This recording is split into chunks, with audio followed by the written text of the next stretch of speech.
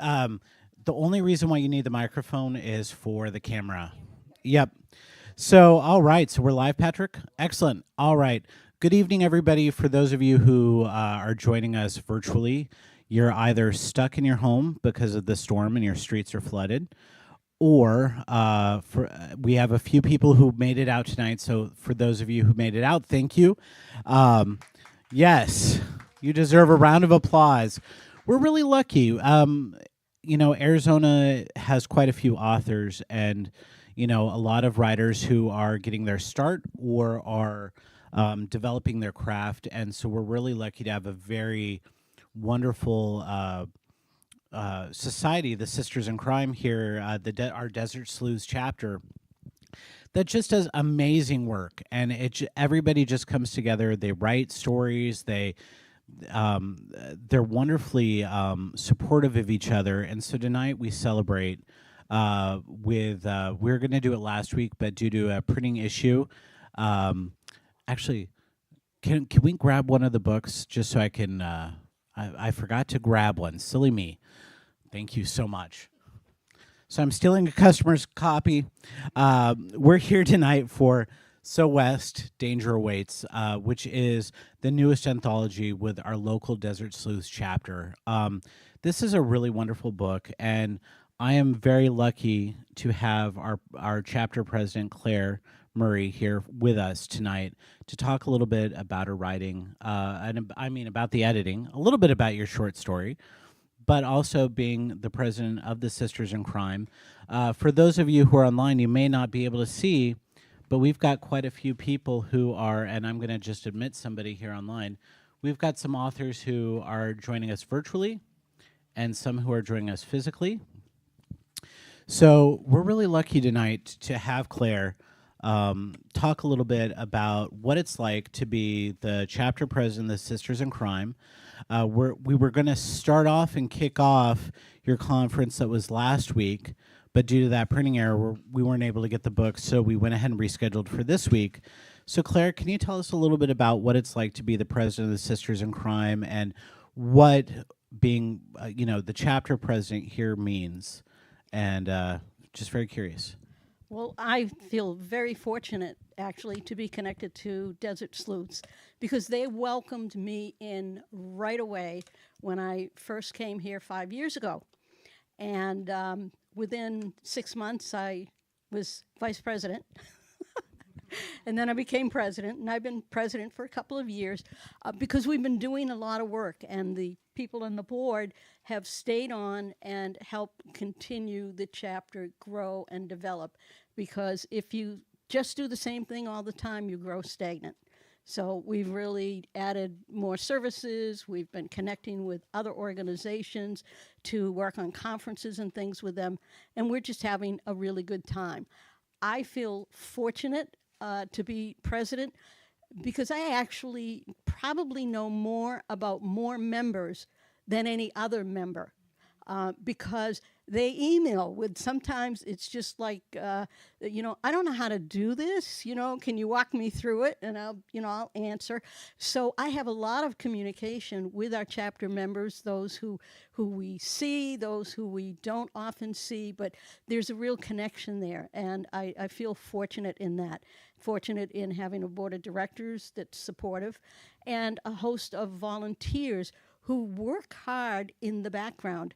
They don't want the spotlight shown on them. They just want to do what they're doing and, keep on going. So that's really fun. And I think I've been able to bring management skills to the chapter. And I'm a real geek, so we've gotten a little bit more into technology than we used to be, to the chagrin of some of our chapter leaders who are like, oh no, now what does she want us to do? So it's been a lot of fun. You guys have done amazing work, and since you've started as chapter president, you've published 2 books, at least, maybe 3. I'm thinking since you started. Well, 2, because we do every other year. Every other year, yeah. But this is, where'd you put the book? Out of yes, my reach. I got it. Absolutely. So This is our 11th anthology, and we have a cookbook. And it's a beautiful book, and you've got a lot of great authors.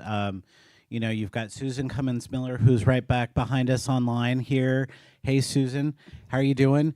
We've got Claire Broyles, who, if you're familiar with the Molly Murphy series, we've got Michael Tomei. Yes, we've got really wonderful and fabulous writers in this. And shout them out, Claire, because Okay, you know Patricia more. Bond, Patricia, Suzanne E. Flagg, D.R. Ransdell, Margaret Bernison. Margaret's first fiction publication is in this anthology. And Dory Crow, who's online with us, also, she's an East Coaster who decided to write for the chapter. She That's joined the fantastic. chapter a year or so ago. We have members from a whole bunch of states: Kansas, Georgia, Massachusetts. It's really cool. it's sort of like California.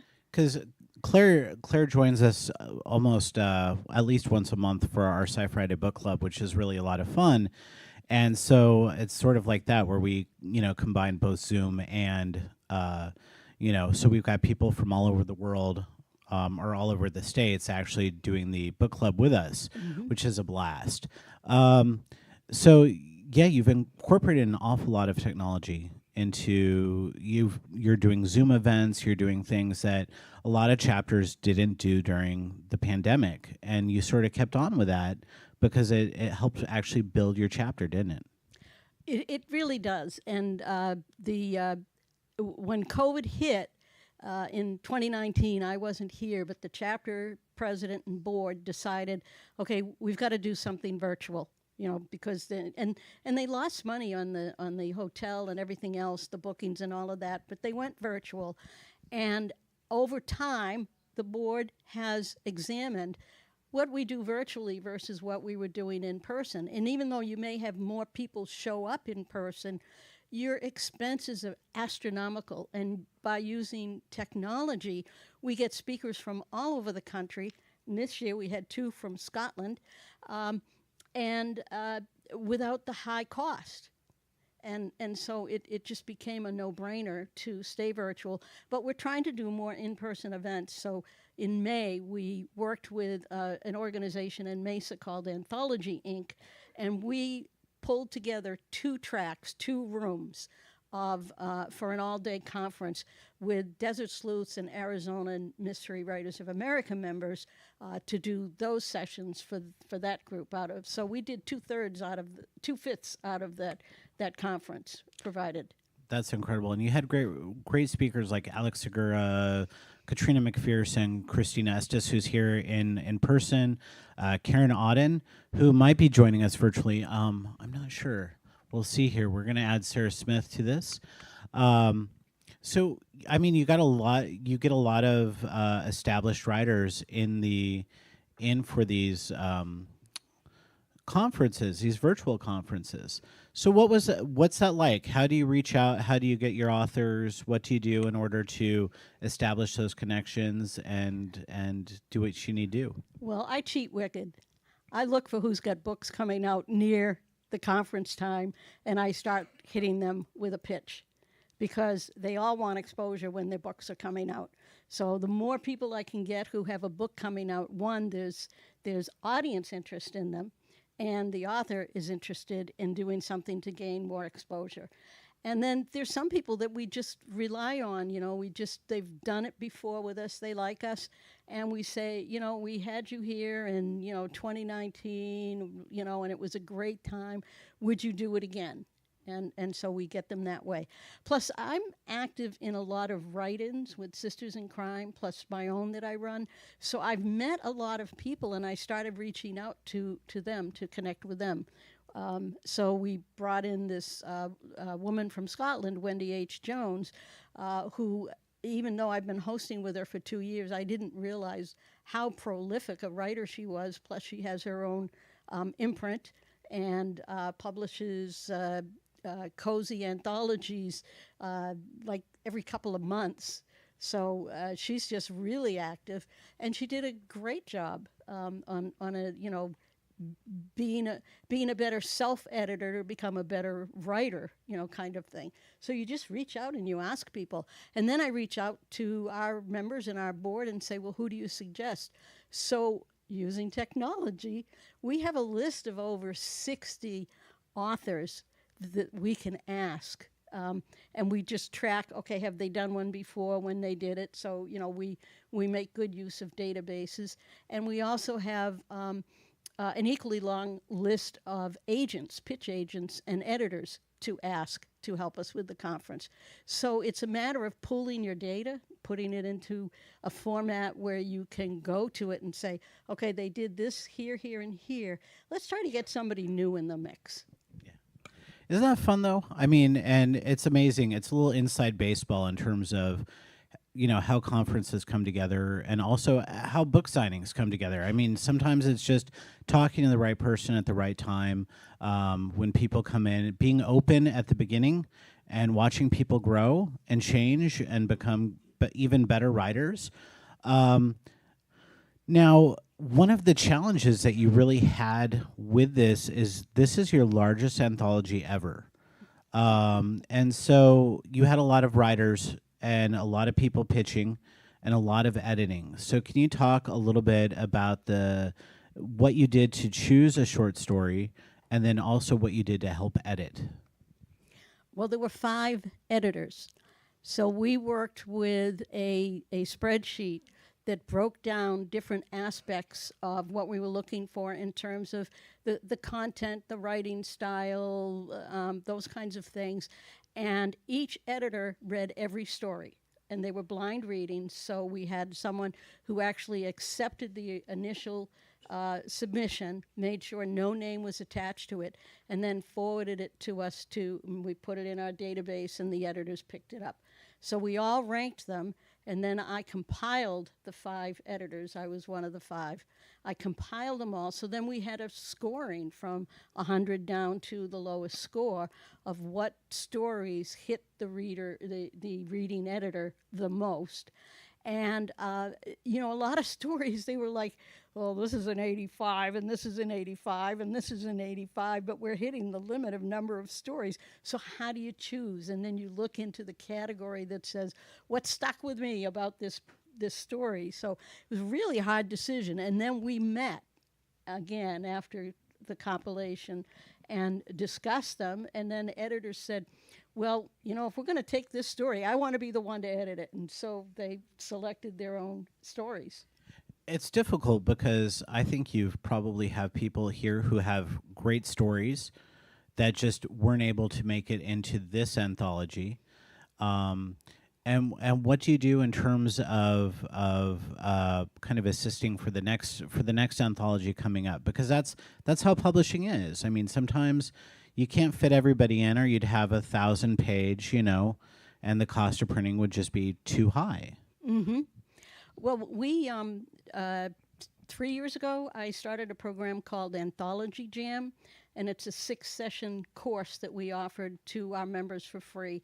And it was just about, improving your writing and what goes into a short story versus a long story and that kind of thing.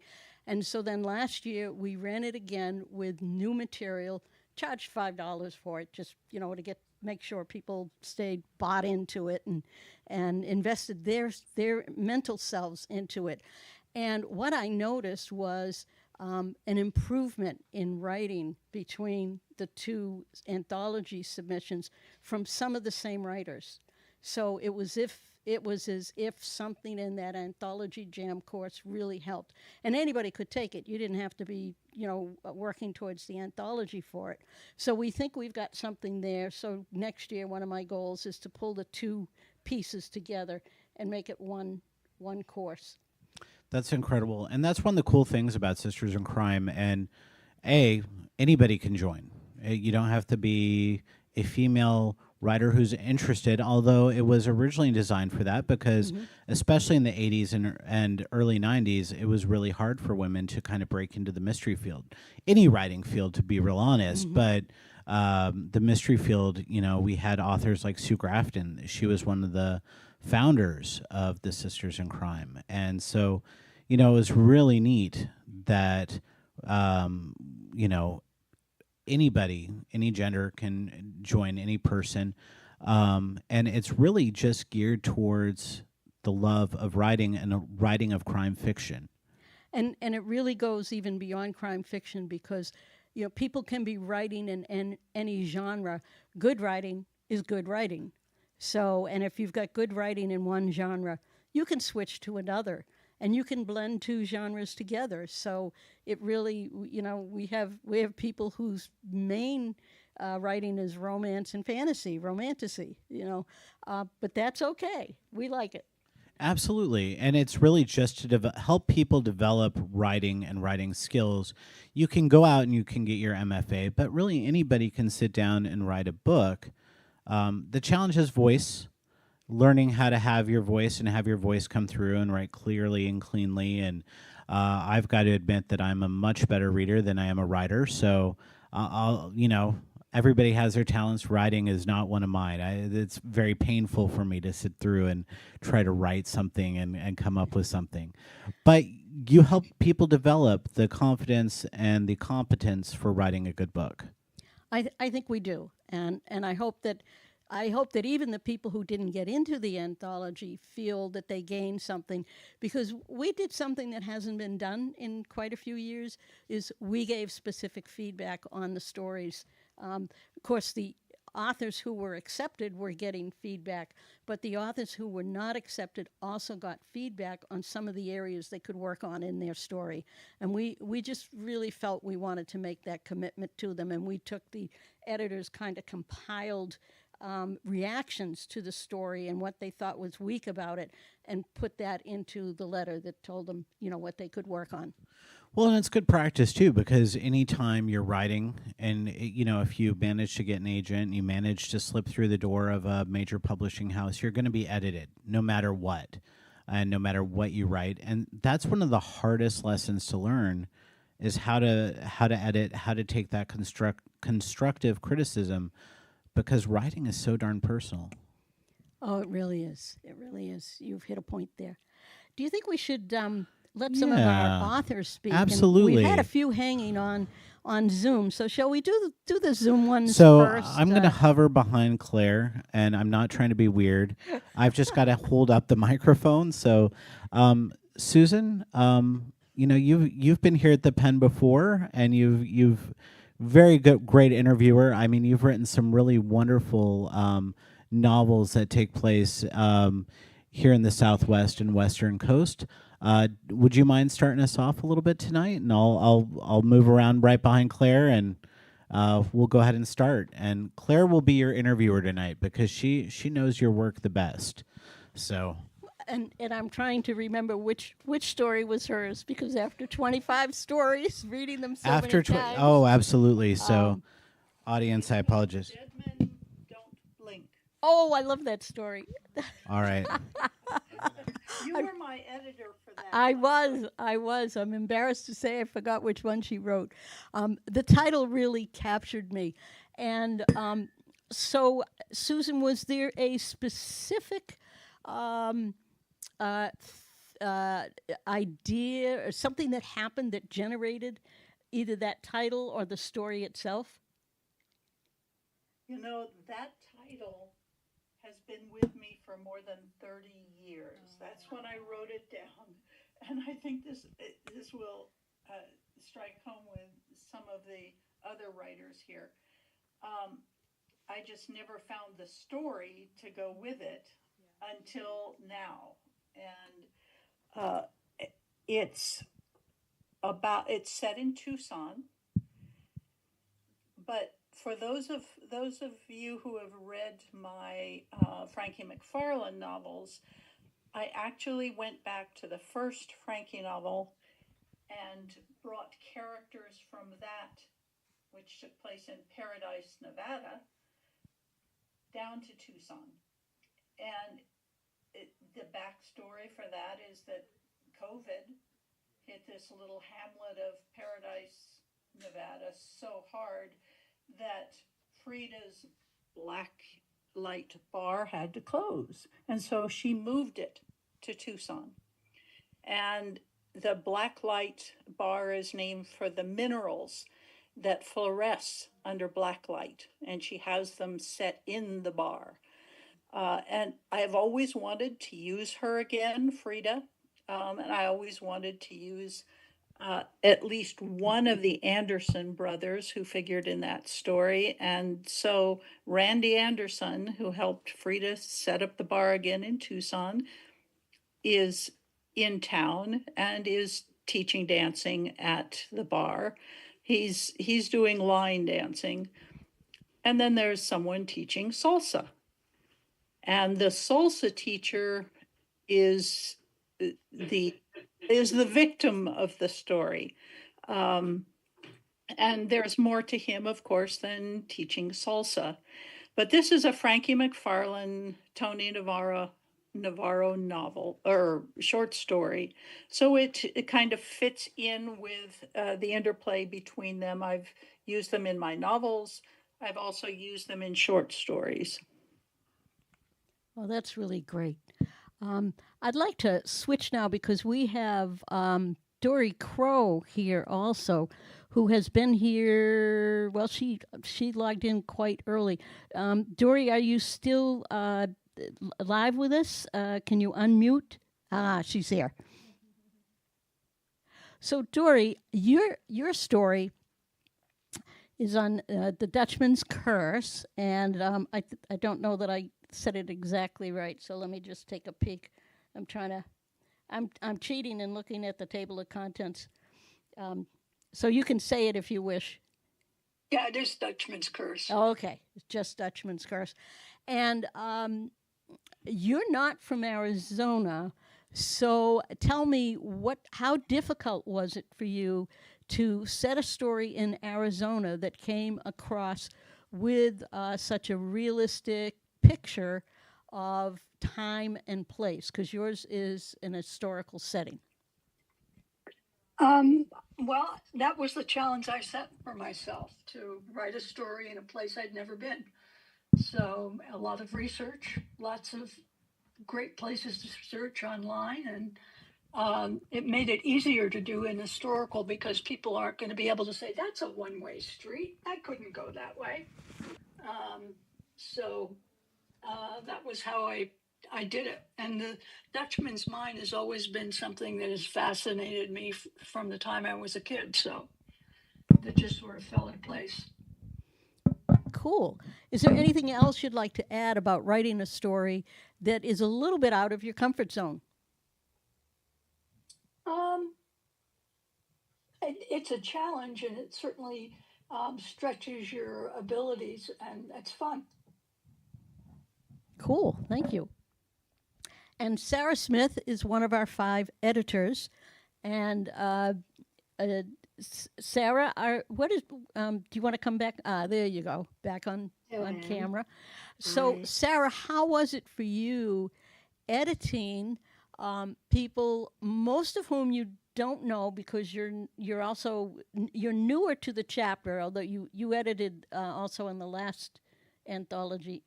Yeah, right. Were you one of the editors Yeah, for the? I was an editor on the last anthology.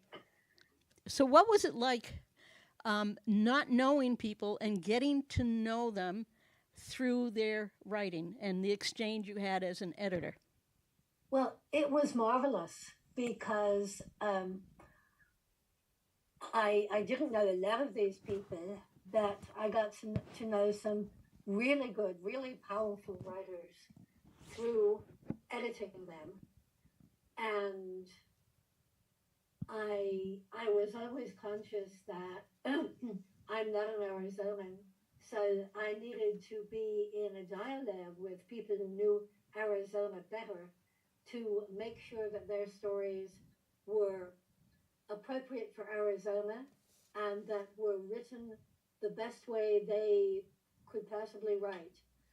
And so it was a very positive experience. That's good. That's good. And editors got to choose which stories they edited or which authors they edited. And we really didn't have any fighting over it. It worked out pretty well. what triggered you to focus on certain stories or authors? They were stories that I felt that I could um, add something to in terms of technique and in terms of how the story was told. The characters were like, I could help to focus the characters or the mystery. And the then person I was really leery as editing, Claire, was you. Because first of all, your story was so wonderful. And second, we know each other so well that I thought, ooh, do I really want to edit her? That's true. But we had really, really good discussions about a couple of things, so that was good. Thank you, Sarah. Um, I'd like to switch to some of the authors who are here in person, and I could just go like round the room kind of thing, but that would make one person last who I don't think wants to be last. And if I just got to remember to watch for people who want to be admitted. I know we have some people. Goodbye. Thanks for your help. One of the staff is heading home. All right. So one of the two of the people I know can't join us till after 7. So we'll Yeah. be looking for them. So why don't we go ahead and you choose the first person for the red chair, the red chair of doom. So we're going to ask you to come up and take the microphone, and we'll have just a short little discussion. And I'm going to start with someone who's been in several of the anthologies, Patricia Bond, because I figure she's been doing this for a little while. Patricia, come on up. You're the next contestant. Unfortunately, no new car, and no gifts underneath your seats. I'm sorry, folks. All right, Patricia, I will give you the mic. Thank you. Okay, Claire. Bad Juju. Bad juju. So that was a really fascinating story. And I think it's probably not in your comfort zone as well. I noticed a lot of people went outside their comfort zone. So tell us a little bit about what made you select your topic, and can I say what the underlying thread was? The PTSD of the main character, and then how you went about researching that. Well, I am very literal, so when the chapter decided on the theme of danger awaits, it's like, okay, there's a door, and it's behind the door. And that's exactly what my first thought was. I read a lot of thrillers, a lot of military work, and so that was the place I put the protagonist in first, so that we had a sense of his experience of being in a situation where there was danger behind a door, and he was too far away to see what was going on, and so I had to rely on kind of a sixth sense to protect his teammates. And then that translated to him being a deputy U.S. Marshal here in Phoenix, which took a lot of research because I've never met one, never ran into any reason to know one. PD, I'd have a better understanding. My daughter works for Phoenix PD. And so that was a lot of research, but which I am a research rat, so it works out well. And then it's just a matter of, I think, pulling in experiences of the men in my life who have been in the military, including my husband in Vietnam, and all that entails afterwards. And so I wanted to make the point that sometimes it's just there, and it's hidden, and you don't really know what's going to trigger that. Well, I think you carried that off very, very effectively. Thank you. And I was her editor, and there was very little editing needed. She's an accomplished storyteller, and she really told the story smoothly. So it was a pleasure to work with you. Oh, Thank you, Thank Claire. you. You were very kind. And I'm going to I have to just peek at the time just so. Okay, 6:45, so it's not too bad. We have about 8 authors here, so Bill is hiding in the background there. Bill Butler, say hello to people.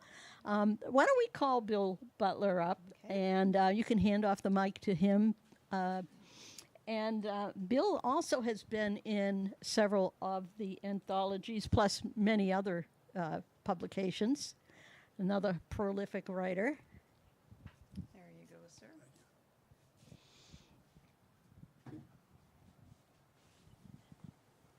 And so, Bill, your story, give us the title.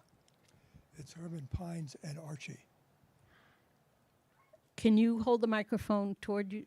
Herman Pines and Archie. Yeah, that's better. That's better. Thank you, Christina.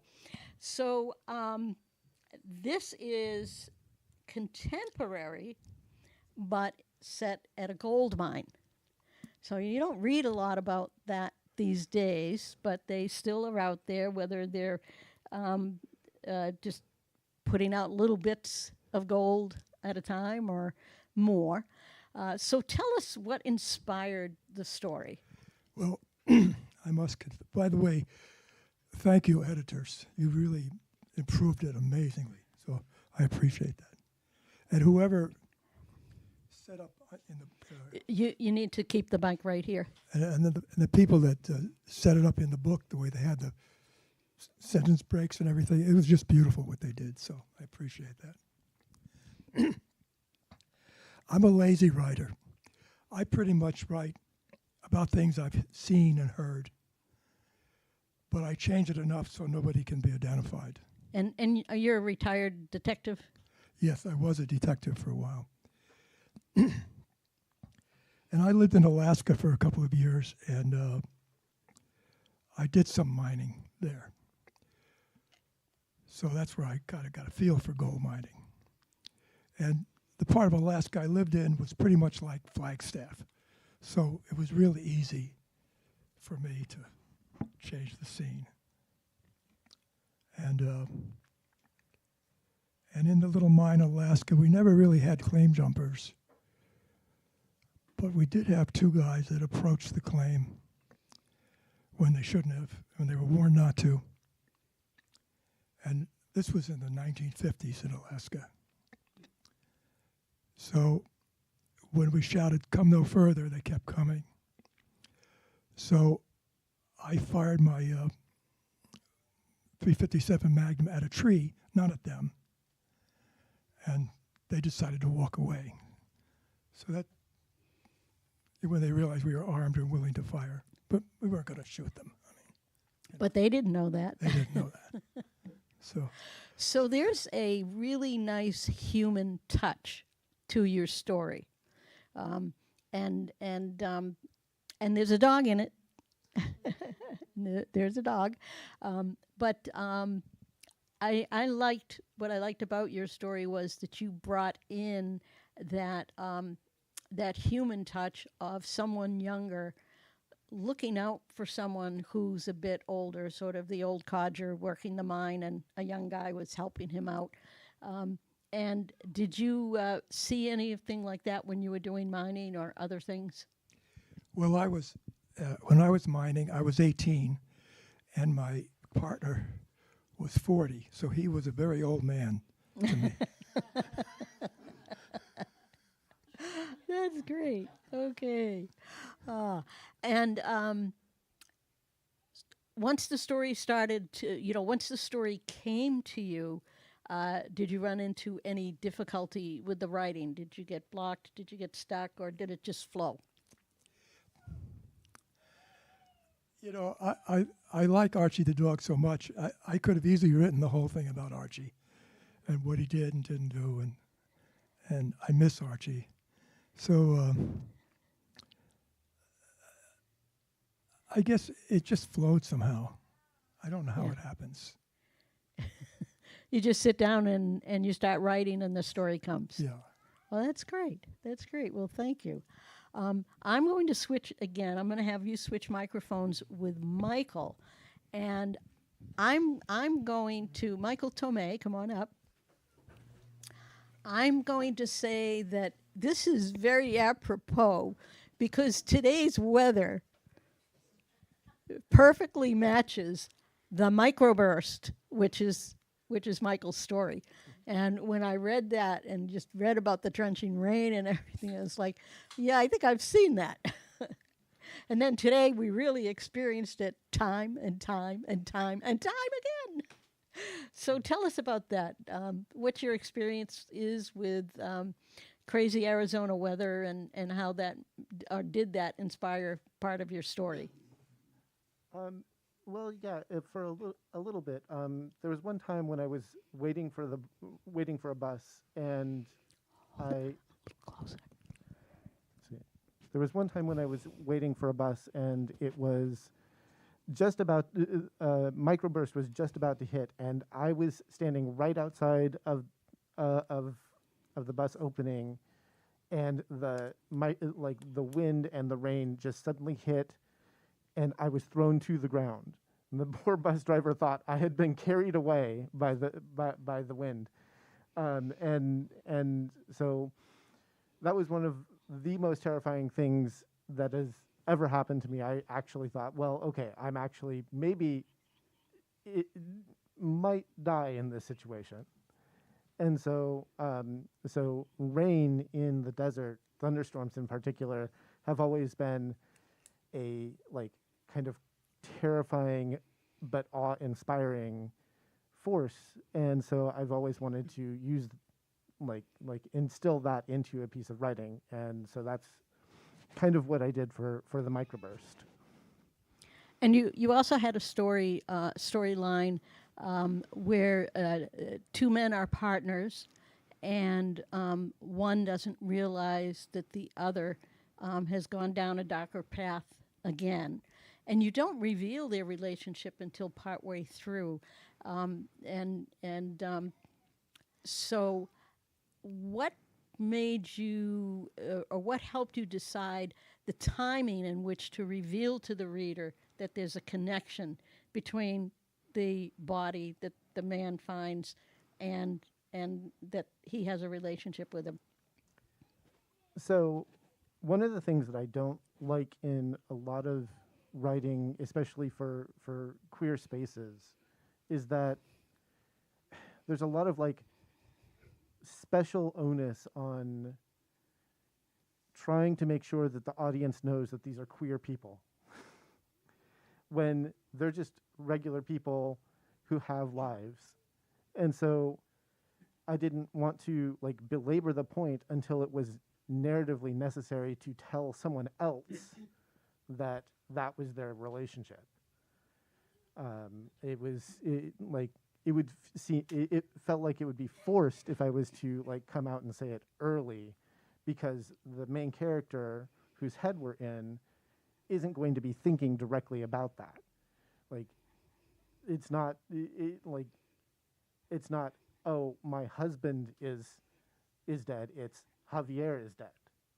So Yeah, I agree with that. We when we think of our relationships, are we thinking, oh, that's my husband lying on the floor, or that's my wife lying on the floor, or oh no, that's Patrick, or that's Pat, or that's Sue, and I think that you can try too hard to show a relationship, or it can just be slid right in there.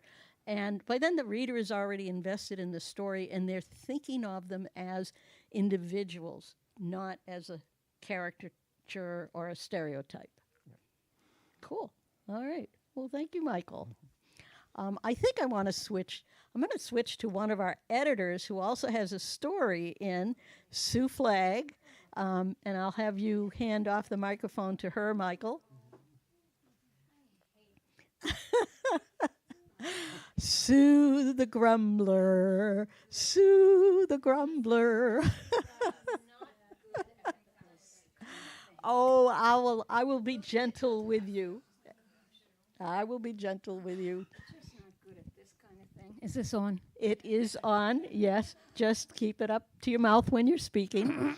And so Sue is both an editor and one of the contributing authors. So let's just take a moment and talk about the editing process. Okay. You had 5 Yes, I did. authors, Yes, I did. and you worked with them. Yes. So mostly on developmental aspects of their story. So tell us what that means to have a developmental edit. Well, it basically not just grammar and little things. If the story doesn't flow, and you may have to take, like, okay, this section should have come earlier, or this one section maybe doesn't fit with the story, and maybe that has to be deleted entirely because it just, it's not necessary. Things like that, the big picture. So that's more of the developmental editing aspect of the editing process. Thank you. It's not line editing, it's the big picture. Nah, you saved that for me. Which was fine. That was my job, the line and copy editing. So Yeah. I got to look at them all another 3 or 4 times at the end. She nitpicks my stuff. Even on the news, even the chapter newsletter. Yeah. That's my job. Yeah. She's the detail person. I'm the, big picture You're the person. big picture person. So as an author now, your story is called Magic. Yeah. So there's a little bit of surrealism to it, Mm-hmm. a little bit little of paranormal. obsession, Mm-hmm. and perhaps a little coercion. Yeah. I don't know. I like weird things. my novels are traditional, cozy mysteries. And then when I do short stories, I just kind of go off the grid and whatever comes into my head, because I read Stephen King and I read horror and I read fantasy and I read other things than traditional mystery. So when I think of something, it just, kind of, and I'm a pantser, so I start writing something and it just goes strange places. But it's still, as a musician, I still always ends up with music, usually in there somewhere. So magic has music. This lady hears this Chopin prelude, and it's just, the music just like an earworm. She just can't get it out of her head. And then she finds out that it's this magician who's doing strange things to her brain, and then she's the one who gets obsessed with him. So what's truth and what's not? Well, that's interesting, and the whole concept of music too, because and I talk about this a lot when I'm working with writers and critiquing people, is that there has to be some sense of rhythm to a story, and it doesn't mean that it's the same throughout. The rhythm has to change. The rhythm needs to pace itself with the intensity or the solemnity of what it is, what the actions are or the thoughts are of the characters. So how do you convey that in your writing? Well, a lot of it has, again, with the editing, a lot of it has to do with the sentence structure. Short sentences, long sentences, the variation of, like if you want to pick up the pace, you do short, choppy sentences, and if you want to slow down the pace, you usually longer sentences. So that helps with the phrasing. It does.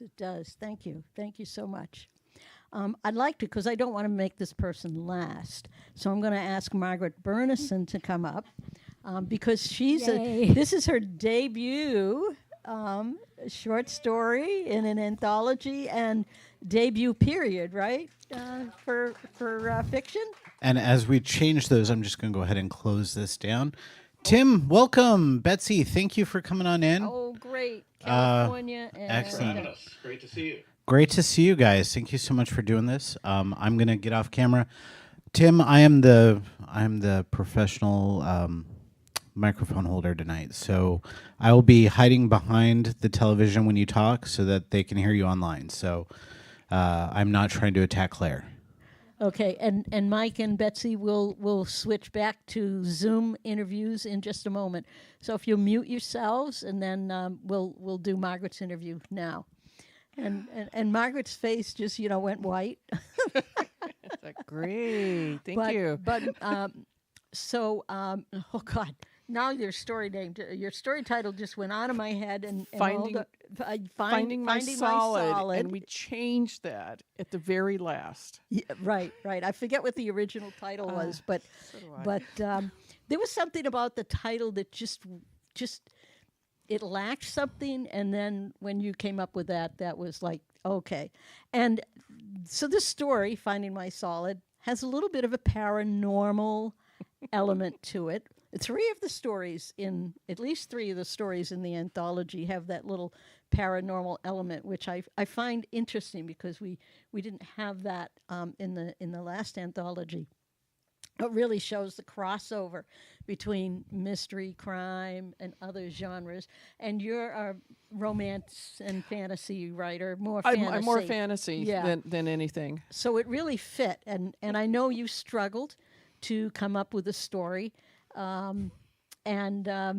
This worked really well. So tell us a little bit about what inspired you. I wrote 2 for the anthology, and I had a favorite. The one that wasn't accepted was actually my more personal favorite, but I had this other idea. And yes, it has a ghost in it. And I had 4 renditions of that one that I was giving to another critique group, and they always came up with something like, I don't know about this. And so here I am, like 2 days down from the deadline. It's like it's got to get written. I wrote a 5th version of it, and it was not anything. Well, it had the main characters in there and a few of the things, but totally changed it up and went like, okay, submit. And nobody in my critique group got to see it before I submitted it, and it was just like, we'll just take it from there.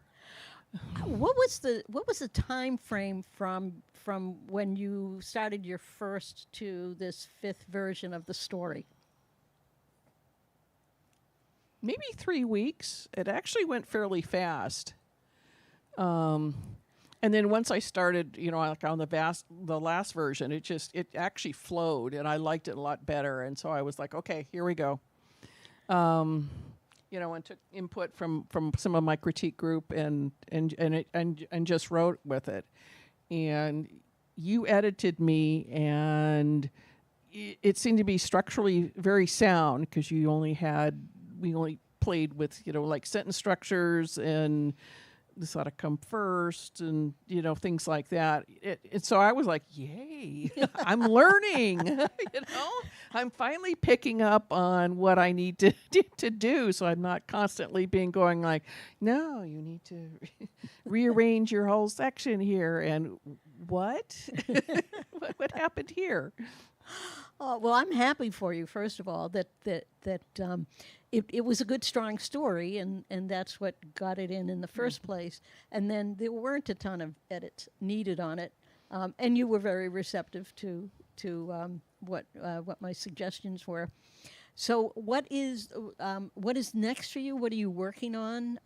Because your writing has been more in working towards novels. Novels. I am trying to finish my first, here we go, fantasy, cozy, non-murder mystery. And I have a talking cat. Well, except he was a man that was turned into a cat. And so that makes him special. His name is Marcel. And I have enjoyed, and he's not quite the main character. I have another character that is from her point of view. But people say I've got Marcel pinpointed as a cat. and I have to be careful that he does not take over my story. So restraint. And so that one's been fun, and it's in a format I've never written before, and it's a short format. It's like 40,000 words, and so I'm like, okay, and my chapter and a half left to go, and I'm like, oh my God, I don't know, is it any good? And so I've actually sent the first 3 chapters out to Anne Rainbow to review, and we'll see what she comes back with, going like, huh? Well, one thing I can tell you is that she's very, very familiar with a cat who is a main character, who has special powers and this and that. So that won't deter her at all. She'll feel right at home with that because she's worked for several years with this author I know, who her cat, Harry the Wonder Cat, are her books. So you're in good hands in Cool. that respect. So no fear there. Anything else you'd like to add?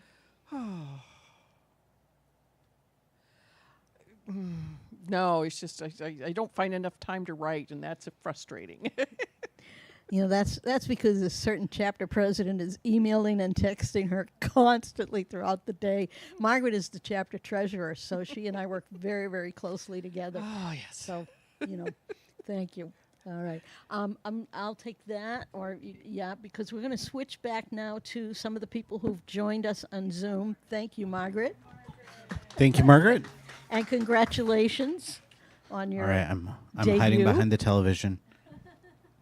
And we're going to switch to, I don't know who came in first, Tim or Betsy, but I know Betsy is California. Tim, aren't you East Coast-ish? I'm actually out in the hinterlands of New Jersey. New Jersey. So let's do you first because it's getting a little late for you. You're 3 Fair hours ahead of us. And so, Tim, now I'm looking at, I've got this list and I've written all over it, so now I can't find people's names. So, Tim, what was your story title and what... A dry heat. And what prompted you to write that story? I love the prompt. I tend to be pretty good with prompts, so I found a new way to procrastinate from finishing my next novel. So anytime anybody asks about a short story, if they have a theme in mind, if they say, okay, it has to be based in Arizona or it has to be themed around this, once that gets in my head, I can't quite shake it till I've written a story about it. So this was a great exercise. I'm a big fan of the chapter, and I definitely wanted to contribute a story. And once I saw the prompt, I just kept thinking about it. A couple of days later, I had a story in mind. And just tell us in a sentence or two the gist of your story. Sure, it's sort of it's a bit of a revenge tale, but it features a character who is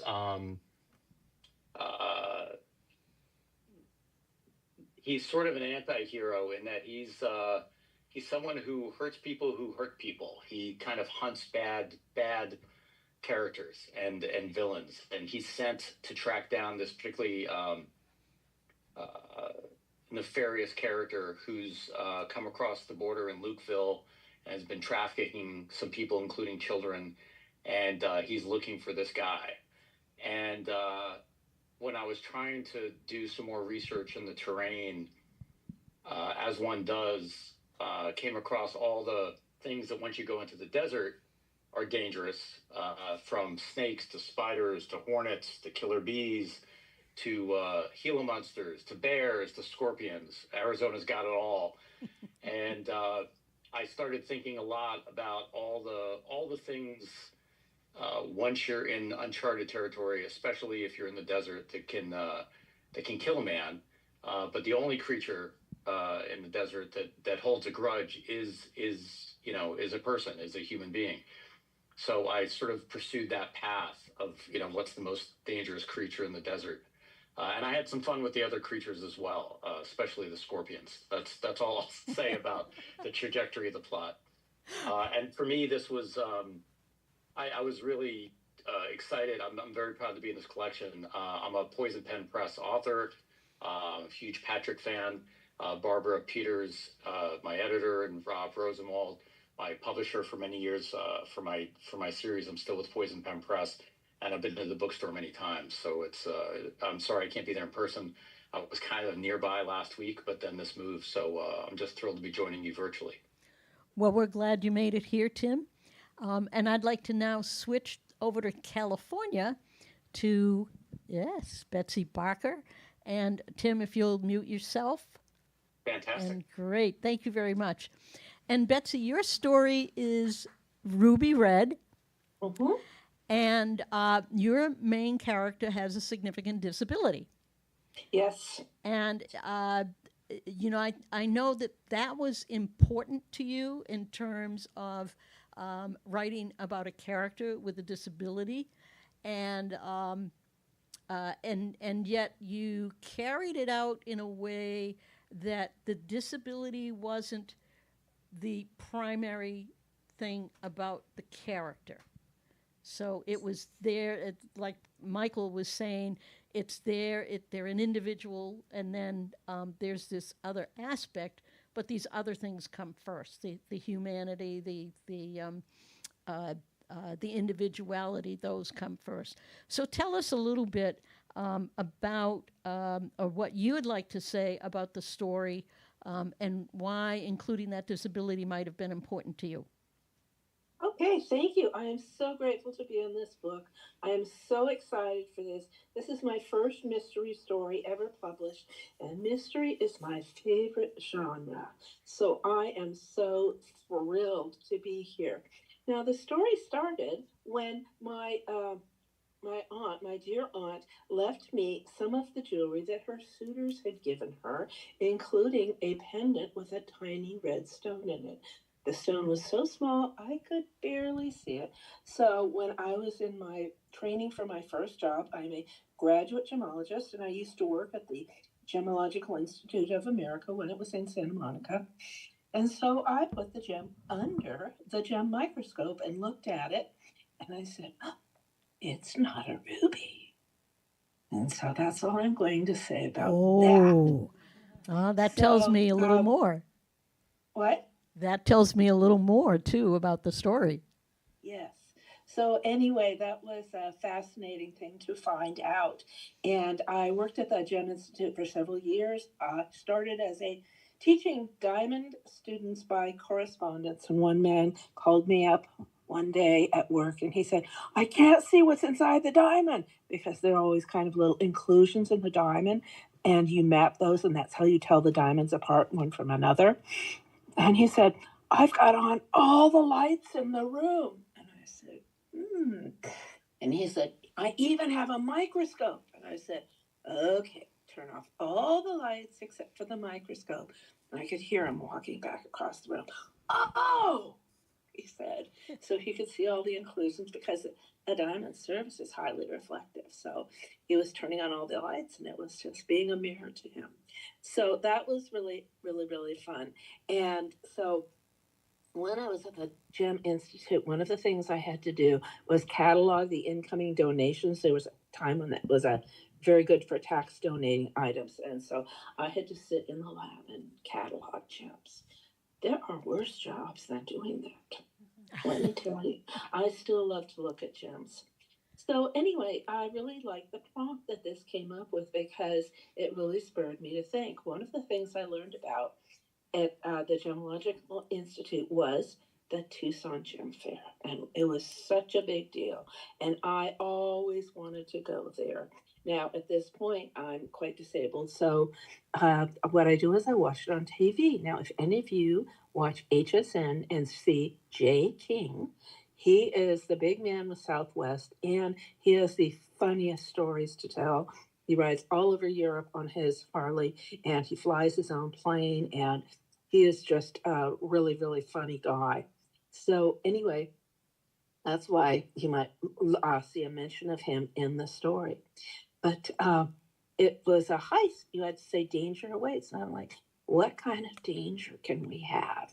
And I said, oh, they'll try to steal something at the gem show.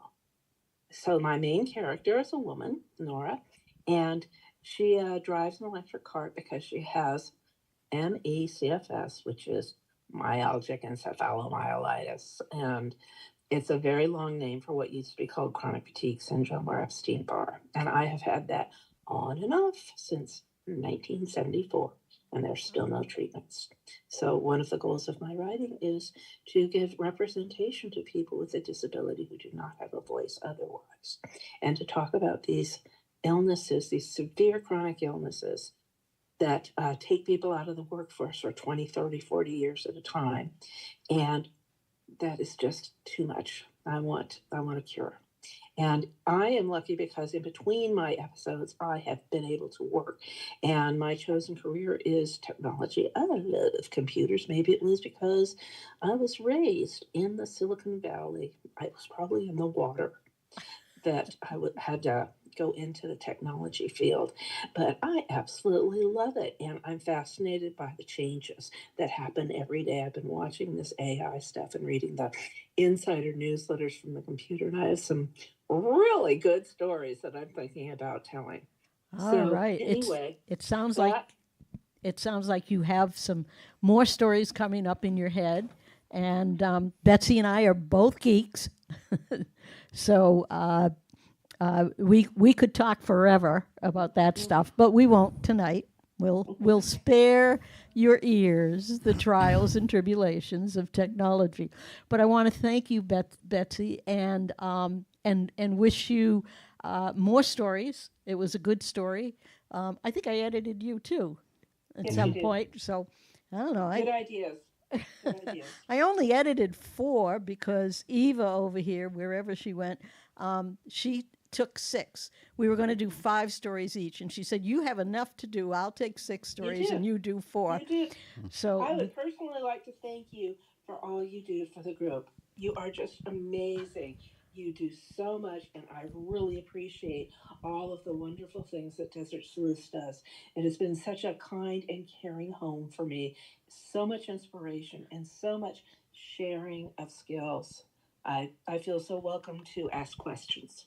that's really great. And we've got a couple of board members here who are hearing that, and that's music to all of our ears. Thank you, Betsy.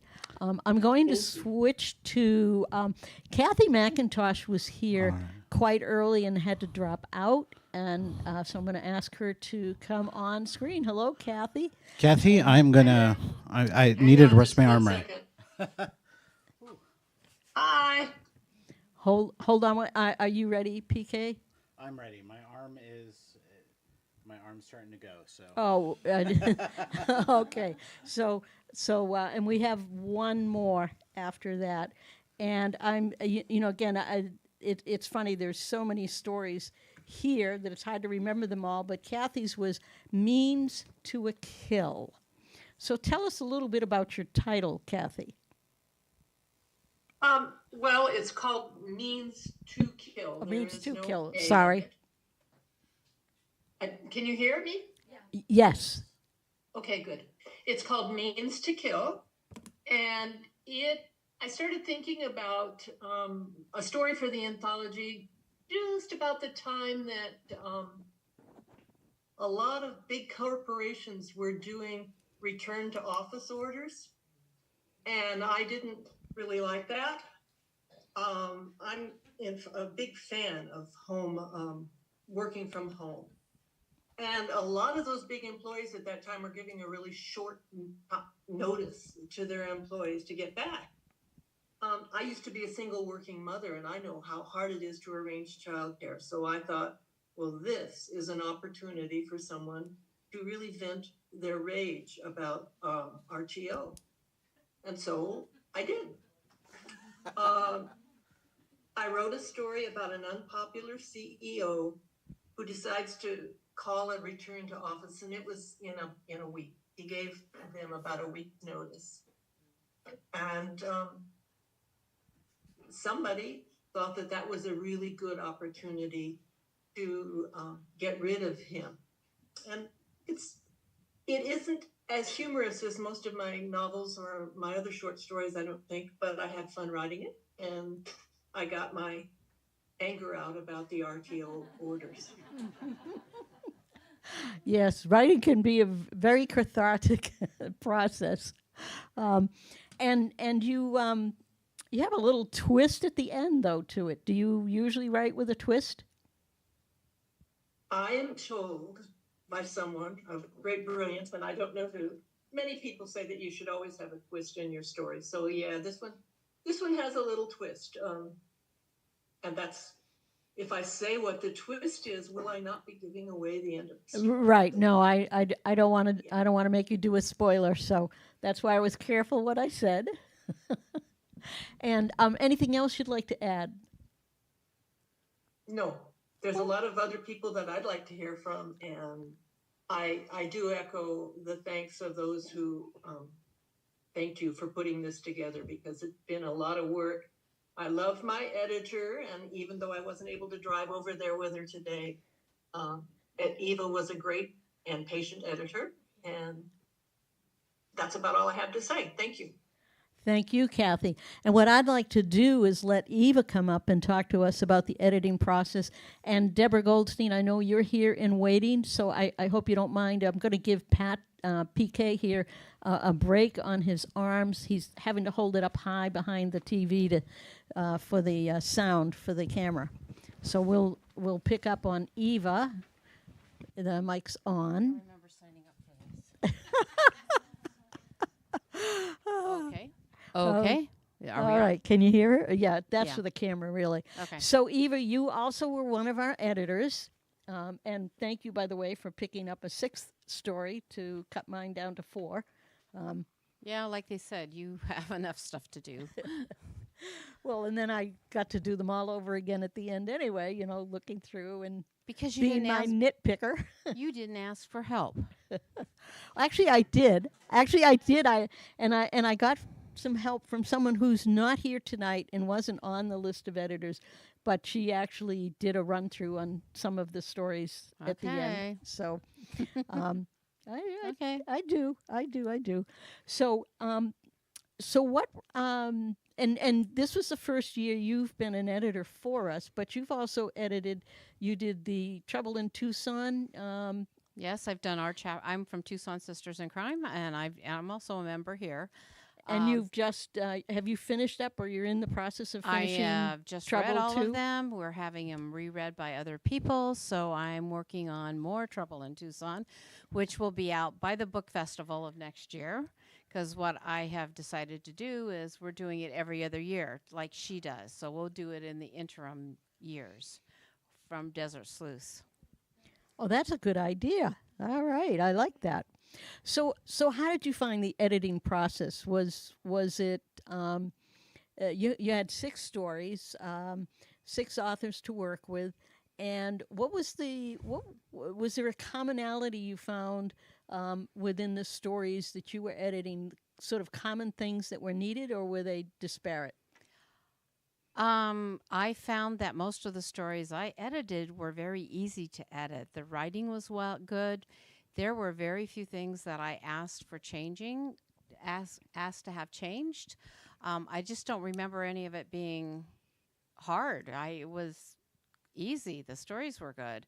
And the one I really liked the most, which is a very, very dark story, just a couple of things, and that was more developmental in it. Mm-hmm. To make it a stronger, more believable story. So no, it was editing. I like editing anyway, so it worked out well for me. Great. Is there anything now about the whole process and the group and the compilation and deciding on what stories are in, what stories are out? Was there anything about that process that stood out to you as working well or not well, or? Because this is the first time I've worked with you, I don't know what your process was.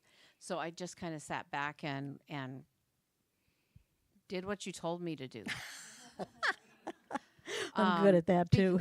Because I don't know, and I push some stuff, but I've edited several other anthologies, and every single one has their own process and their own, way they want things done. So Desert Sleuths has their own rules. They've been doing it obviously for a while now. So I just sat back and you guys know what kind of stories you want. You were the head lead editor. You knew what stories you wanted in it, right? So your criteria isn't going to be the same as my criteria when I put out More Trouble in Tucson. Right, right. You also recently completed a master's degree program in publishing. You want to speak to that for a moment? Western Colorado University has a master's degree program. It's just an MA. It's 1 year long. It's a little pricey, but I learned how to publish. I can actually produce a book and have it show up on Amazon or Ingram Spark or whatever. So we learned all the aspects of it. So in back cover copy and the editing and the copyright issues and intellectual property issues and marketing parts. So it was a really comprehensive program. It was very intense. It's all online except for 1 week in the summer on either end of it where you go and do residency. But it was very useful. And I'm still in touch. We still take classes through them. They're offered to us. Kevin J. Anderson is head of that department. He still lets us sit in on classes, so we get whatever's current, whatever's going on. We've had Kickstarter things going on with that. So yeah, that's it was really terrific. awesome, and you connect with a ton of people. It's definitely worth. And all you the time. produced a couple anthologies, didn't you, as Well, part of the program? Yeah, Feisty Felines and Other Fantastical Familiars. And my personal book that we had to publish our own book, and it was a reprint from something that's out of the public domain, that's in the in the public domain. I did Zane Grey's Call of the Canyon. I did the cover art, the back cover copy. I did all the stuff on it, and it came out really amazing. And when we were up at the White Mountain Book Festival, I sold more Call of the Canyons than I did Feisty Felines, which Whoa. was really surprising. Yeah, yeah. Zane Grey still sells. All right. Well, thank you, Eva. Thank you. Appreciate that. Check that microphone real quick. I think it's dying. Okay, I'm going to switch to. I guess. Can I switch to Deborah Goldstein? Deborah Gold, Here can you hear comes me? the judge. Can you hear me all right? Hi, there we go. We're doing well here. We haven't lost anybody yet. Everybody's still here. So, Deborah. Now let's. I kind of. I worked on a college campus actually. I worked full-time on a college campus for at least 10 years. One of them was Northeastern University in Boston, so that was big university. But I also taught for 20 years as well. And so stories with a college background kind of always tickle my fancy. I'm trying to just remember the title of yours. So, Ezra and the Frat Boys. oh yeah. I should have known that, but by this time of night, my brain is dead. Well, I So- appreciate all you've done with your brain and with all the editors, and it's always nice to be back in Poison Pen. Oh yes. So with Ezra and the Frat Boys, you have a situation, and you have the college students solving the crime. So tell us a little bit about what inspired that, or did even something from your judicial background sort of trigger an idea for that story?